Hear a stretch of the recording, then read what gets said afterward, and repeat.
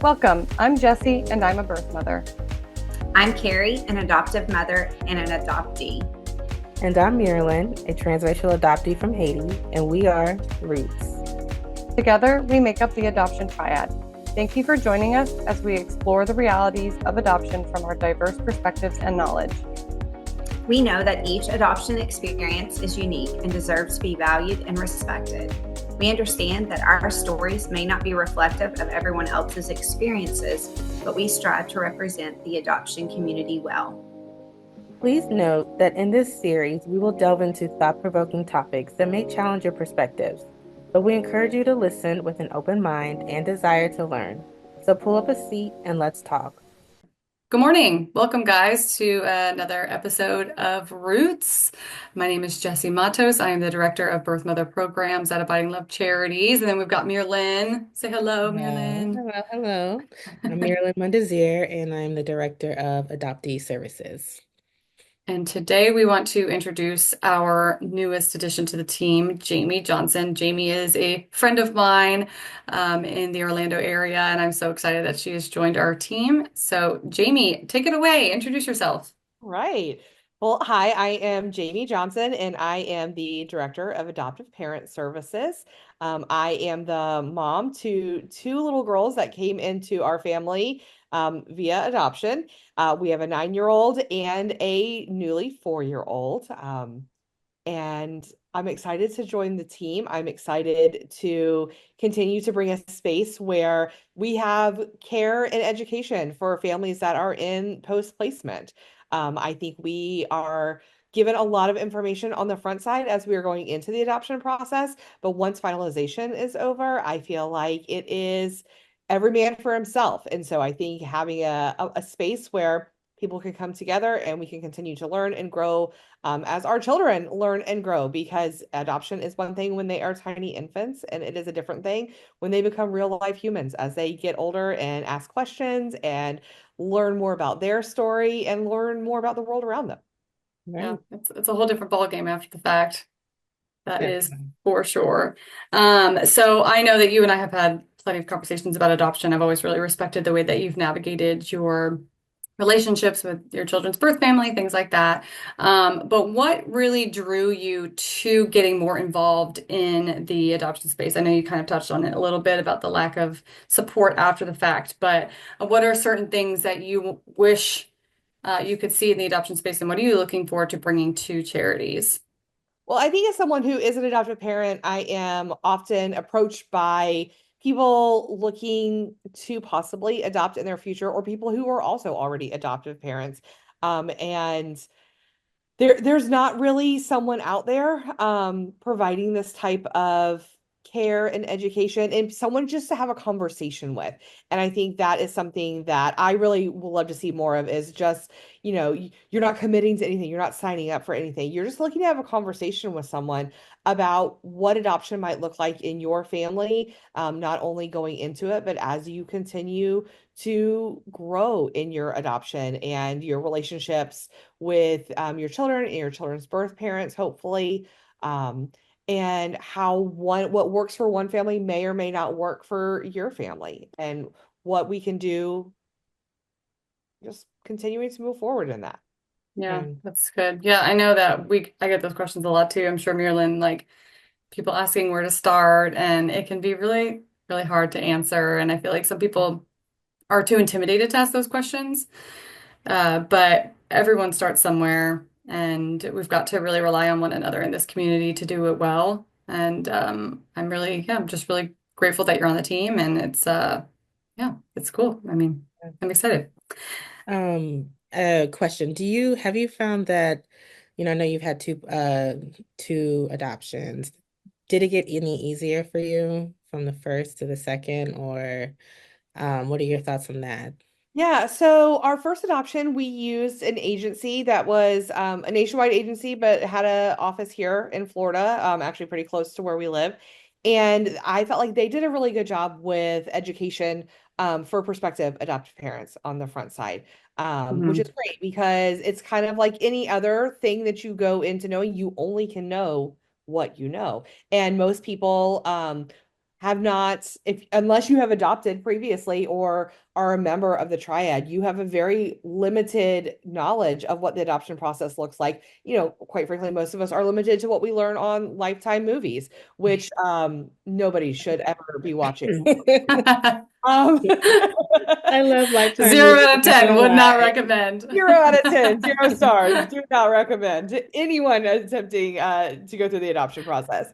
Um, and so I think going into our second adoption, we chose to go a different route, and ended up using an attorney match system. And it was a much more, I always joke that our first adoption was very relational, whereas our second one was a little more transactional. But I felt like we were able to do that because we were more educated on the process and were able to advocate for ourselves a little bit more. And it was easier for us, I feel like, the second time because we knew a little bit more what to expect.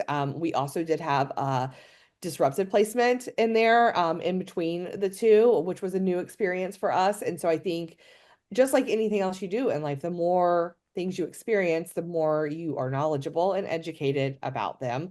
So it did get a little bit easier. Of course, emotions are a part of it, and you cannot plan for your emotions. And so while there were things about it that I knew more about, there were things about my heart that I didn't know existed yet. And so I think the answer is yes, but also no. Mhm. Yeah. Now, I have got a question. I know, so for those who aren't aware, I placed through the same agency that Jamie adopted her oldest daughter from. And we had my pregnancy counselor, I guess she was probably what, like office manager at that point by the time you Yeah. guys adopted, something like that. And she was really the friend that I needed during my own adoption experience and during my pregnancy. And so we stayed in contact, and that's kind of, why and how you and I met, Jamie. And because I can personally vouch for the level of education that they did provide families, do you think that your relationship with the staff and the quality of education that they provided you made a difference in where you are now in your adoption and also your involvement in the adoption industry? Or do you think you would have always maybe pursued this on your own and would have pursued this education independently from them? I'll be honest. I think I would love to say yes, this would that I just as a good person in my own nature, I would have come to this. No, I don't think so. I think I think the level of education that they gave us really opened my eyes to some different things about what I thought I knew about adoption going in. And yes, I think getting to know the staff there, I think, and I mean, same thing, the same person we're referring to, we're still very good friends. And I think that has definitely had a major effect on how I view adoption, how I view my relationship with our girls' birth moms. And what that looks like. And I don't think that that is necessarily the case for everyone who goes through the adoption process in a Mhm. different avenue. Yeah. Yeah, definitely. You mentioned something at the beginning when you were talking about, when people kind of coming to you for advice and stuff like that. And so it just made me think, um, do you find that because you did adopt transracially, that more people are just more prone to come up to you and talk to you, or were you speaking about just people within your community, like your church, who seek you out? Yeah, well, I say that because we adopted transracially, our family sticks out. We wear our adoption card on our sleeve every time we leave our house. It is very obvious to everyone that our children are not biologically my husband and I's. They're beautiful little girls, and I would love to think that I would create little beautiful children like that, but I did not.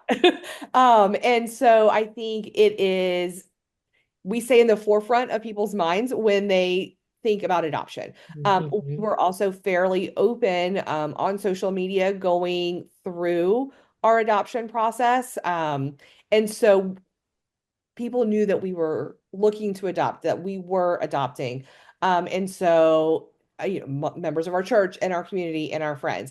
And so I think people feel comfortable coming to us and asking us questions because when they know it's not, like I said, it's not a secret that our girls are adopted. It's not a secret to them that they are adopted.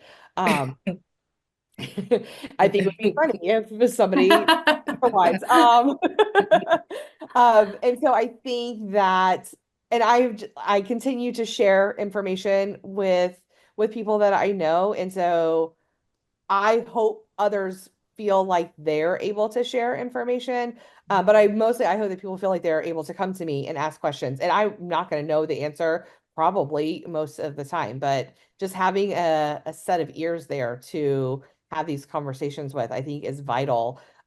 Because there are some things that you just don't know if this is something because of your child, specifically, if this is something because they were adopted, if this is something because they were adopted transracially, or is this something that happens just because 4-year-olds are 4-year-olds? Right. Right. And so I think having the Mhm. ability to have those conversations is key. Yeah, sometimes it's just about like that acknowledgement and that connection. I mean, same for birth moms. It's like I might not have all the answers, but I understand what you're feeling, and that might be enough to help them navigate whatever they're dealing with well. So yeah, just having that support and having someone that you know is in your corner can make a huge, huge difference. I mean, going back to our agency, I people ask me like, well, what changed for you? Because I spent the first 7 years pretty much avoiding anything adoption unless it pertained to being on like little speaking like birth parent panels and doing education through the agency. And I thought that that was enough. And all of a sudden one day it just like kind of clicked for me how much I was lacking in community. And people have asked like, well, what changed? And I was like, honestly, I just had a pregnancy counselor that didn't leave me alone. Like she was just persistent. And if you know her, that she's very much like that in the best way possible. And she saw something in me that I didn't. And I'm incredibly grateful for that because I absolutely would not be here um, if it weren't for her. If I didn't have someone who was continually reaching out and giving me those nudges and giving me tough love at times too. I think some agencies tend to be hesitant to, be a little bit more direct with adoptive parents and birth parents, but this is an extremely emotionally taxing decision and situation. And you've got to have some of that tough love and some of that directness that I think is missing in a lot of ways. And so it's cool knowing what education that you were provided and where you started, and knowing that you're going to be able to bring kind of that same energy to the team as well. So it is pretty neat to me to see our little circles kind of connect. Sometimes now, when people reach out to me and say, "Hey, can we grab coffee and talk about the adoption process? My husband and I are considering it." I sometimes have to kind of contain myself because I want to give them all of the knowledge and all of the things that I've learned Yeah. past, Right. 10, 11-year journey, and that would Right. probably terrify most of them. Right.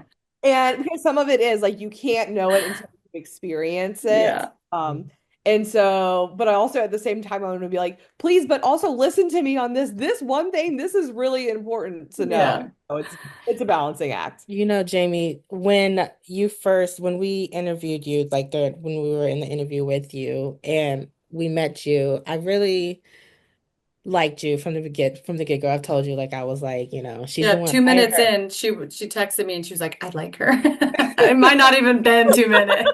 Like, and so and one of the biggest things I really find appealing with people I'm in community with colleagues and stuff is that we can learn from each other. Mhm. And I love that, over the past couple months, I don't know how long you've been on, but we can have conversation. And as an adoptee, as a transracial adoptee, and as you as a transracial adoptive mom, we had these conversations and and I like the part of like you can teach me and I can teach you, and there's love and there's respect and there's thick skin. And I think that's a beautiful thing that you brought to that in addition, brought to the team. And with all that being said, I'm wondering, now that you're established and you're maybe getting a little comfortable, you don't want to run away yet. What are what are you what do you want? What are you envisioning for tier two? So many different things. Where to begin? Where to begin? Where to begin? I think really establishing a community of adoptive parents, but not just adoptive parents. I feel like it's very easy for adoptive parents to talk to each other and only talk about the kind of the same things. I think it is important to establish community that involves all members of the adoption triad.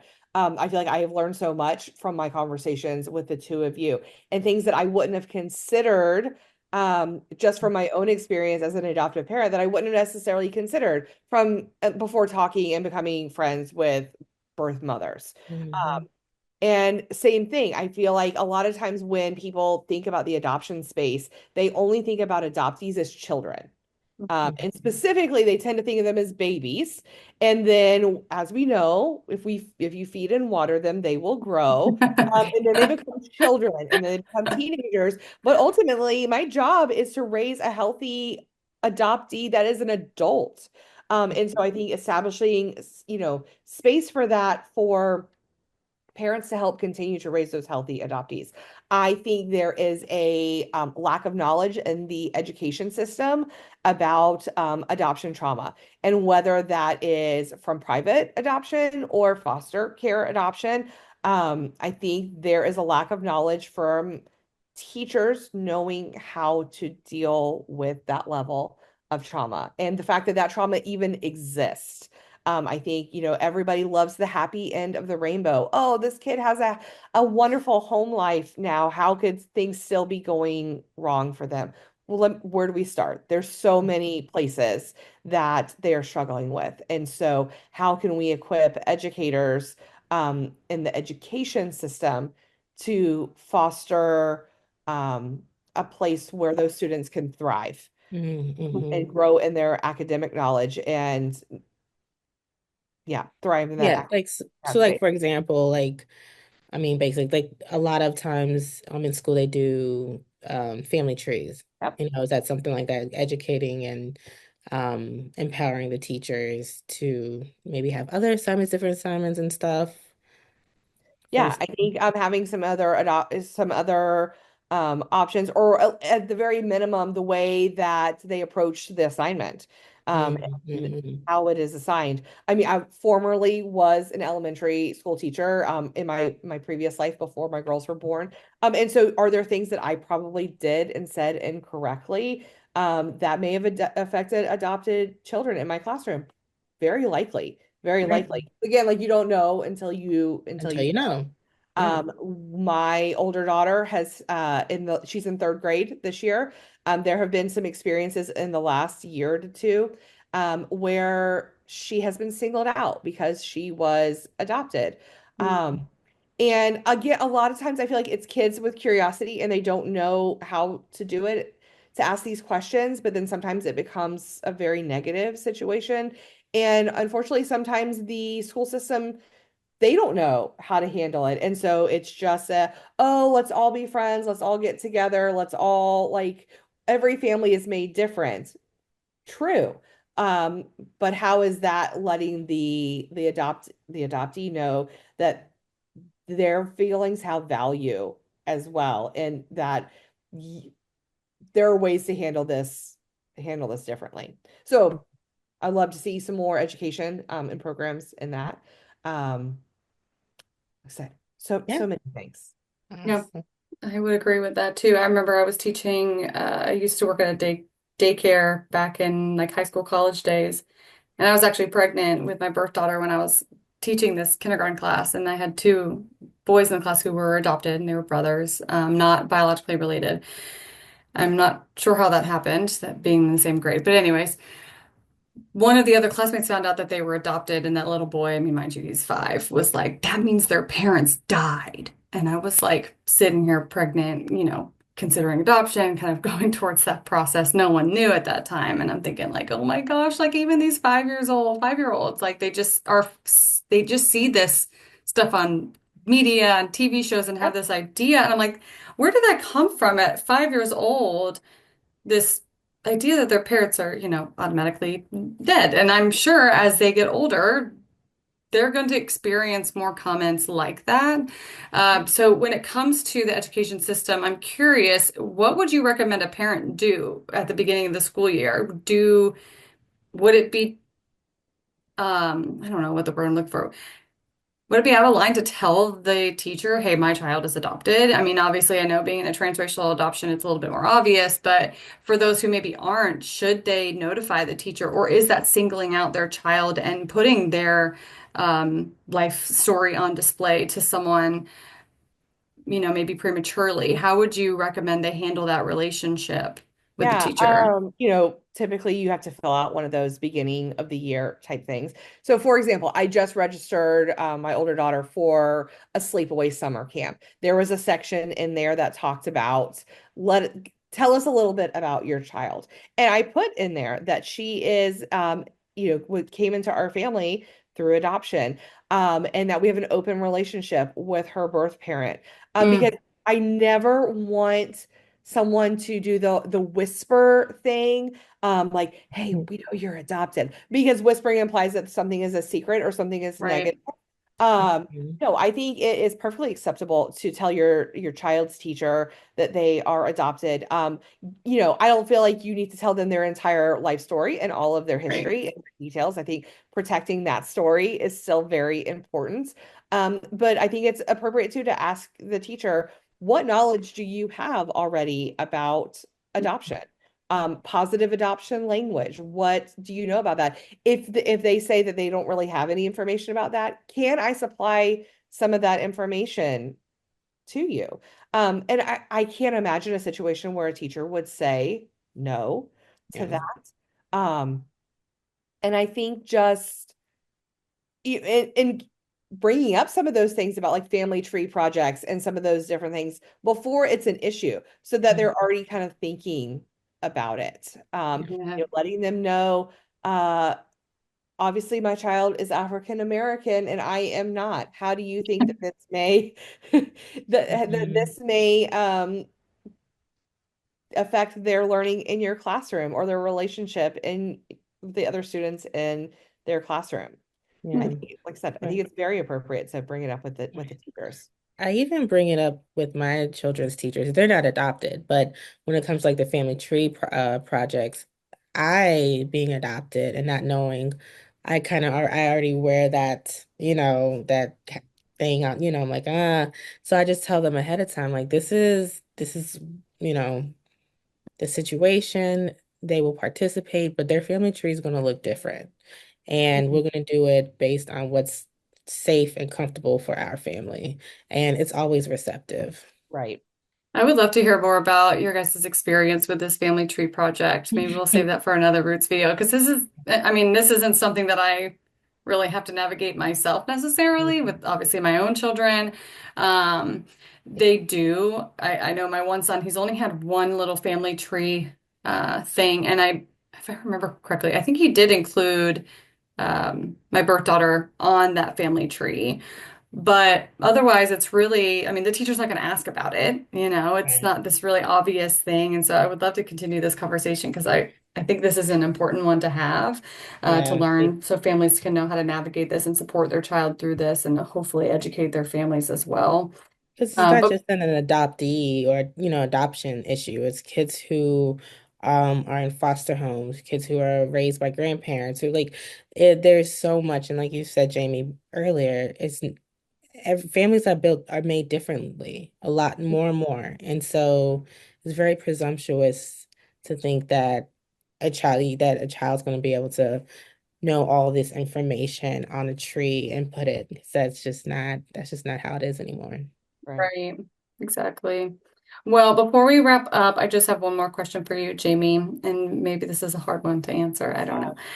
But if you could offer any advice to adoptive parents who are in waiting, what would you want them to know? I think my number one piece of advice would be take the time to get to know your child's birth parent, as much as they will allow. First of all, make sure that you're thinking about the fact that this is their decision to get to know you in this space. But hopefully it is the start of a great relationship moving forward. But let's say that for some reason it's not. At some point, your child is going to ask you a lot of questions, and you want to be able to give them as much information as you can about where they came from, what may or may not have led to these choices, what their favorite flavor of ice cream is. Just little things like that, I think is so important. And getting to know your child's birth parent as an individual and not just an incubator A for their vessel. Great as advice. I like that advice. as not just the incubator for this child, because they will, for their entire lives, they will have a connection to another family, whether you like that idea or not. It Or is the whether they truth. speak about it or not, No, Whether it's they get speak about it there. used or to not, it. it is part of the adoption process. It is what makes adoption its thing, is that you are a family to a child that is not biologically related to you. Mhm. So that would be and don't be afraid of them. I think that is a huge piece of it for, I would say, most of the time. They just want to know that their children are in a safe, happy place, and they're not going to come banging down on your door in the middle of the night to try to, Oh, we're not. I again, promise. turn off the movies. That, like I said, get to know them, give them grace, give them space and respect that they deserve. Nice. Awesome. Well, with that, we'll wrap this up. Thank you so much, Jamie, for giving us a little bit more insight into who you are and what you're going to bring to charities. And I'm really excited to see everything that's going to come to tier two and how it's just going to develop over time. Mira Lynn, do you have any No, last words? I do not. All right. Thanks everyone for tuning in, and we will see you for our next Roots episode. Bye. Bye.